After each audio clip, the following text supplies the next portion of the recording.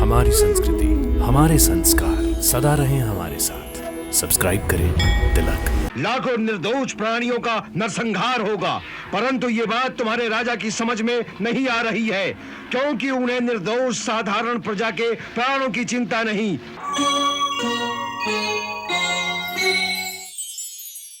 सम्राट, ऐसा लगता है कि यादवों की सेना बाहर निकलकर नहीं लड़ेगी। इसलिए हमें उनका कोई द्वार तोड़कर ही अंदर जाना पड़ेगा।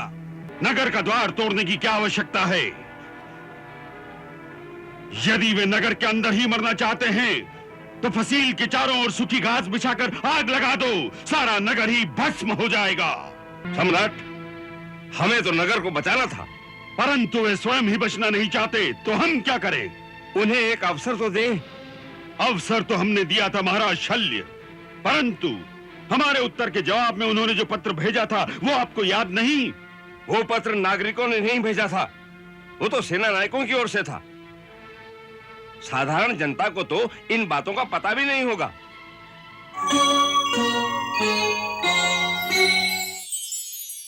यदि आप आज्ञा दें तो मैं मथुरा की साधारण जनता तक आपका संदेश पहुंचा दूं। परंतु कैसे महाराज शल्य, कैसे? आप आज्ञा तो दें, फिर मेरी योजना देखें। अच्छी बात है, हमारी आज्ञा है। जाइए महाराज शल्य, जाइए। कुछ परामर्श चल रहा है। विमोक्ष! मथुरा की प्रजा के नाम सम्राट जरासंध का संदेश, निर्दोष जनता की प्राण रक्षा का उपाय।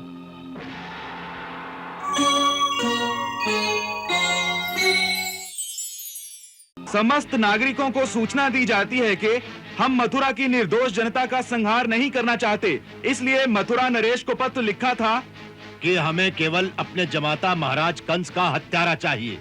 सो यदि तुम कृष्ण और बलराम को हमारे हवाले कर दो तो हम सबको क्षमा कर देंगे।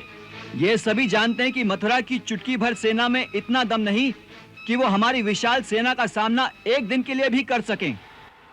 यदि कुछ हुआ तो सारी नगरी ध्वस्त हो जाएगी, लाखों निर्दोष प्राणियों का नरसंहार होगा, परंतु ये बात तुम्हारे राजा की समझ में नहीं आ रही है, क्योंकि उन्हें निर्दोष साधारण प्रजा के प्राणों की चिंता नहीं। वो अपने अहंकार की ज्वाला में तुम सबकी आहुति दे देंगे।